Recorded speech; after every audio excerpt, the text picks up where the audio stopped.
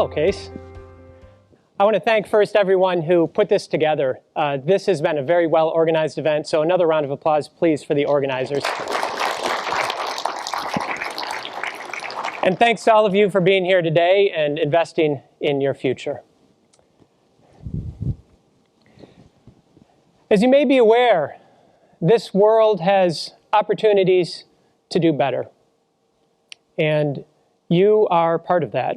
As you study here at this famous institution and develop yourself, you're preparing to go out there and make a difference in this world, to change things. Change is what I have done professionally for the last 30 years or so. And I decided to focus on this because I wanted to, in my own way, find an opportunity to make this world a little bit better. And in order to take us from where we are today to where we need to be, that meant becoming a student of change. And there's no better place to talk about change than right here at Case Western Reserve University. Because in the 1800s, you graduated the first African-American student in the United States. You also graduated 6 of the 8 first female physicians in the United States, right here at this institution. And if you're watching this online and you're not part of this institution, you need look no further than your local community, and you will find important positive change that has occurred in your area as well. So that's what we're going to talk about today. We're going to talk about, as you go out there into the world, how can you be a part of positive change? What is it that you can do to make a difference? And I'd like to go back 17 years. I'm a consultant with one of the big strategy consulting firms, and we're working on a project for a Fortune 500 organization. And we have about 30 or 40 consultants packed into a very small room with no windows. This is what you have to look forward to. And we went through looking at the data and the facts, and we created charts, and we analyzed, and we wanted this to be done in secret. But there was a problem, though, because this room had a glass window where people would come by and they'd look in the window and they'd want to see what we were doing. So we came up with a solution that involved paper and some duct tape and took care of that. So this was symbolic of our process. There we sat in private, coming up with our solution. When the day came to present to the executives, our senior leadership met with the executive senior leadership, and they said, here's what we've come up with. We have these amazing facts and charts and PowerPoint slides. And this is the answer. This is the fact-based answer for your organization. Now, some of these recommendations that we had were diametrically opposed with how these executives had viewed the world for the last 10, 20, or 30 years. So how do you suppose this worked for us? Here you have a group of executives who have a mindset, and we come in and say, no, that's all wrong. Here's a different way of thinking about the world. Do you think they said, oh, well, based on your facts and your slides, I'm going to change my thinking just right here. Anything else you need from me? No, that's not what happened at all. Instead, they pushed back on us. They challenged us. So I'll share with you the framework that I've learned along the way that has changed how I think about everything. And as you, as a rising star, get ready to take on your piece of change in the world, this framework will guide you on how you can make the world a better place. It all starts with awareness. If you are to be a leader of change, you need to be aware of yourself, of other people, of the situation, and the environment. Now, if you're involved in a change initiative, you are naturally going to have some sorts of documents and plans with your facts and your information, and that's important. Because if we are to make this world better, we need to know that the change we're trying to make is actually going to be a positive change. That's where the facts come in. But when it comes to actually changing people, it's going to be a very different conversation. So for your awareness, focus not only on those facts, but save part of your attention to focus on the people and their nonverbal behavior. How are they moving their face and their hands and their arms? And if it's online and you can only hear them, or if you're listening to them on the phone, what's their word choice? What's their tone of voice? What's their speed of voice? All of these are going to be important clues for you. Now, as you become more aware, there's going to be a lot of information that will be coming in. And you'll need a tool to sort through all of that information. And that tool is what we call whole body decisions. Whole body decisions is using your brain and your heart and your gut together to make the best decisions. The US military has done research on this, and they've found that if you use your brain, specifically your frontal cortex, exclusively to make decisions, you're likely to get it right about 70% of the time. Now, if you're a soldier in the field, 70% when there's bullets flying doesn't feel like a very good number. They've found that in order to increase your probability of success, you also need to listen to your heart. Now, your heart is the strongest electromagnetic force in your body. Your heart communicates with your brain electromagnetically. In fact, now with sensitive scientific equipment, we can pick up the signals from your heart 6 to 8 feet away. So look who's sitting within 6 to 8 feet of you right now. And ask yourself if you're communicating electromagnetically with each other. Your gut has thinking cells that are no different than the cells in your frontal cortex. There actually have been medical doctors and others who have studied the biochemistry of your gut, and it turns out that there's important information coming from your gut. So here's what a whole body decision might look like. Let's say you come to a fork in the road, and you can go to the left or you can go to the right. So you clear your mind, you take a deep breath, and you visualize yourself going to the left. Perhaps you feel anxiety, you have thoughts and questions in your mind. Your heart rate picks up, your gut tightens. Now clear your mind again and visualize going down the path to the left or to the right. Now let's say your mind clears up, your heart rate slows down. You don't feel the tightness in your gut anymore. For whatever reasons, this is your body telling you that the path to the right is a better path for you. So you're leading change, you've become very aware, you've made whole body decisions, but now if you're to lead, you need followers. And in order to create followers, you need to be clear in your communication. And by clear communication, I mean the idea that's in my mind is the same as the idea that's in your mind when I communicate it to you, and vice versa. All right, now I'm going to ask you a question here. And I need a volunteer. What's your name, ma'am? Michelle. All right. Michelle has agreed to bring everyone over to her house for a party later tonight after the TEDx is done. So round of applause for Michelle.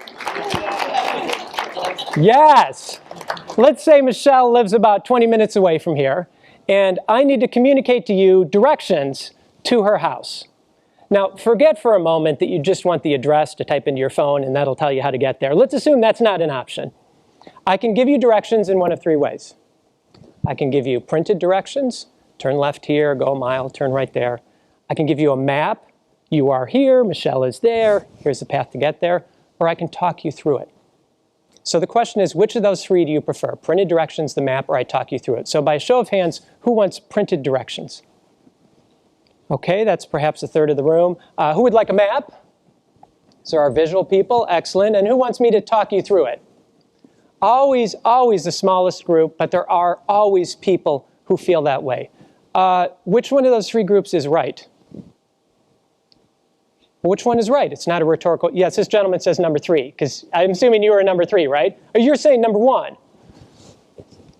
You're saying number 3. Is it possible that all of you are right? So what does this mean? If I'm leading change now, I need to send things in writing, I need to communicate it graphically, I need to talk to you individually or as a group. That sounds like a lot of time. But of course, that's what we need to do. If you are to successfully lead people through change, we all process information differently, and you need to do all of those things. If there's one thing I've learned, if there's one thing that I can leave with you today about leading change, it's that change is not a straight line. Things don't go according to plan. We need to be able to adapt. 4 years ago, when I started my term on the City Council in Shaker Heights, I had committed to bring a teen center to the community. And the first thing I did is I pulled together a group of stakeholders to help me develop this teen center. And it became clear that some of these people were very skilled at telling me all the reasons why it wasn't going to work. Now, if you're going to lead change, you need to surround yourself with a group of people who can believe it's going to happen. Now, they need to be optimistic and they need to be realistic, but we need to believe it's going to happen. So I needed to change that group. And it also turned out the first location we looked at didn't work, or the second, or the third, or the fourth. We needed to adapt on our location. I also learned, at least in our community, if you want to get anything done, you see, I'm the legislative branch, I needed support from the executive branch. So I needed to recruit one of our directors who ended up midway through the project taking leadership over this and being the face of it. So if you are to lead change, you need to constantly adapt. And as you can see here, we have a chameleon, an icon of a chameleon, who adapts to the environment around you. But you also see at the center of the chameleon a circle. That's the core.